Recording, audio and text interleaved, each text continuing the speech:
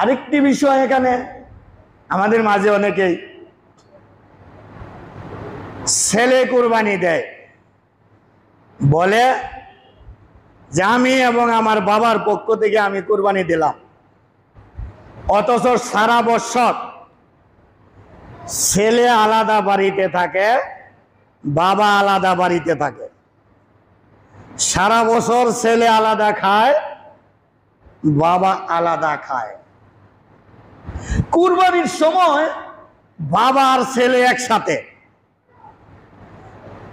এই ছলচাতুরি আমি আপনি না বুঝলেও, দুনিয়ার মানুষে না বুঝলেও, আমার আল্লাহ এটা কি বুঝেন না যে বাবা সারা বছর আলাদা, সন্তান সারা বছর আলাদা, খাবার আলাদা, বাড়ি আলাদা, ঘর আলাদা।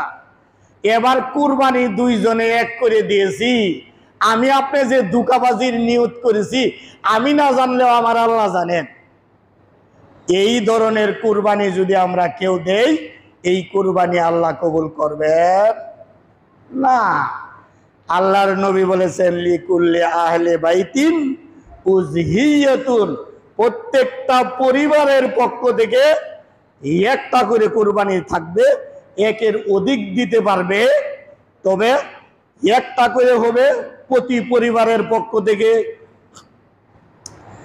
বাবা যদি আলাদা থাকে, ছেলে যদি আলাদা থাকে, বাবা এক পরিবার, ছেলে আলাদা পরিবার।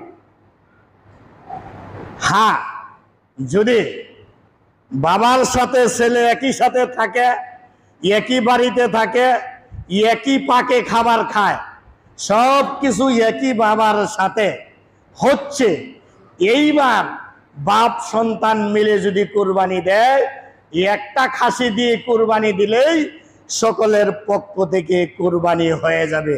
গরু দিয়ে দিলেও হয়ে যাবে।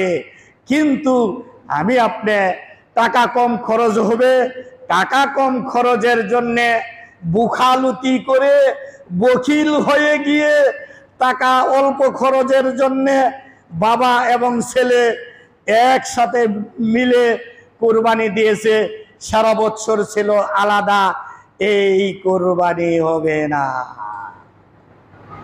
আশা করি আমরা এই বিষয়ে বুঝতে পেরেছি। ইনশাআল্লাহ কুরবানির বিষয় আমরা পরবর্তীতে জানতে পারবো, সব জানতে পারবো। আল্লাহ রাব্বুল আলামিন আমাদের সকলকে এই বিষয়গুলোর উপরে সঠিকভাবে আমল করার তৌফিক দান করুক। আল্লাহুম্মা